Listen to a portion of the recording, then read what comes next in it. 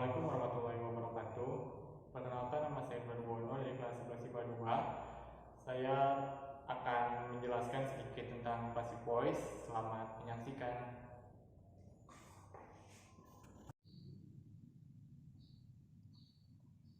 Halo, nama saya Barwono, 11 IPA 2. Pada kesempatan kali ini saya akan membahas tentang passive voice. Mungkin kita sudah belajar tentang kalimat pasif di dalam bahasa Indonesia, dan dalam bahasa Inggris juga ada yang disebut dengan passive voice atau kalimat pasif, yang dimana passive voice adalah kita mempasifkan kalimat aktif. Adapun rumus passive voice adalah subject, to be, verb 3, by, dan object. Langsung saja kita ke contoh tensesnya, yaitu present tense. Rumusnya adalah subject is MR plus verb 3 plus by plus object. Contohnya adalah they are given 4 pens by the teacher. Mereka diberi 4 buah pensil oleh guru mereka. She is called by her boss. Dia dipanggil oleh bosnya. Present tense adalah tenses yang kejadiannya sedang terjadi atau terjadi pada hari ini atau pada masa sekarang. Kita coba jabarkan.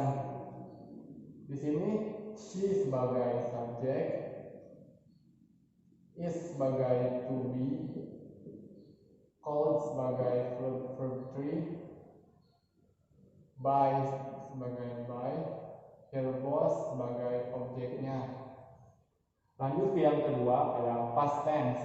Adapun rumus past tense adalah subject tambah was atau were plus verb 3 plus by plus object.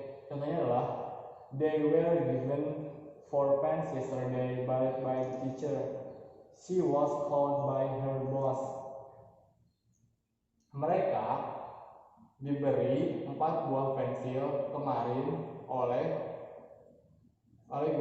gurunya, atau mereka kemarin diberi 4 buah pensil oleh guru mereka. Yang kedua, she was called by her boss. Dia sudah dipanggil oleh bosnya. Jadi, past tense adalah tenses yang menyatakan kejadian masa lalu atau yang sudah terjadi. Kita dapat melihatnya dengan adanya kata yesterday atau kemarin. Ini sudah menandakan bahwa past tense digunakan untuk menyatakan kalimat yang sudah dilakukan atau pada masa lalu. Lanjut ke yang ketiga. Yang ketiga ada present continuous. Rumusnya adalah subject is MR plus being plus verb 3 plus by plus object. Karena seperti kita tahu, kalau continuous harus ada ing. Lalu kita ganti di sini dengan kata being karena tetap harus ada verb 3-nya. Kita masuk ke contoh saja. They are being given 4 pens by the teacher. Mereka sedang diberi 4 pensil oleh guru mereka. She is being called by her boss. Kita coba jabarkan. Di sini she sebagai subjek, is sebagai to be, being sebagai being, called sebagai verb 3, her boss sebagai objeknya. Yang keempat kemudian ada past continuous. Past continuous hampir sama dengan present continuous, yang membedakan hanya to be-nya saja. Di past continuous kita tidak lagi menggunakan is, am, dan are, melainkan kita menggunakan was dan were. Adapun rumus past continuous adalah subject was, were plus being plus verb 3 plus by plus object. Kita masuk ke contohnya saja. They were being given 4 pens by the teacher. She was being called by her boss. Kita coba jabarkan.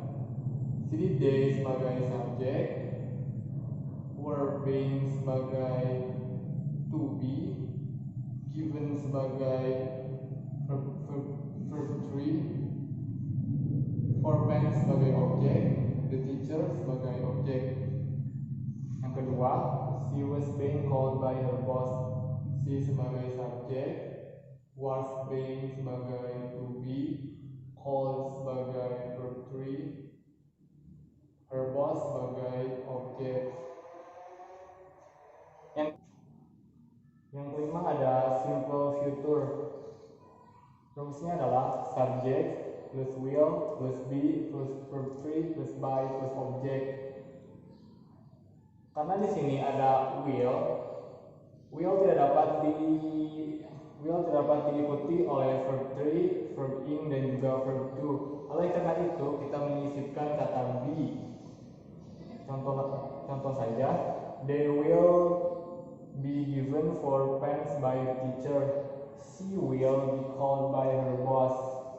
Di sini they sebagai subjek, will sebagai will, be sebagai to be, given sebagai verb 3, 4 pens sebagai objek, the teacher sebagai objek.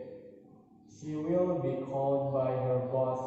She sebagai subjek, will sebagai will, be sebagai to be, called sebagai verb 3, her boss sebagai objeknya.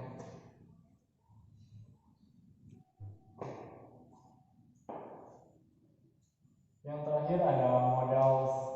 Contoh dari modals adalah can, might, should, must, has to atau have to, dan masih banyak lagi. Kalian dapat mencarinya di buku ataupun di sumber-sumber lainnya. Adapun untuk rumusnya adalah subject plus modal plus be plus verb 3 plus by plus object. Contohnya, that car can be fixed. Mobil itu dapat diperbaiki. Your house shall be repainted.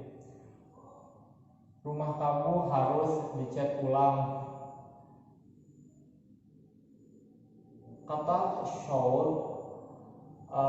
ini adalah saran bahwa rumah kamu harus dicat ulang. Itu berarti menandakan bahwa itu boleh dilaksanakan ataupun tidak, karena itu hanya berupa saran.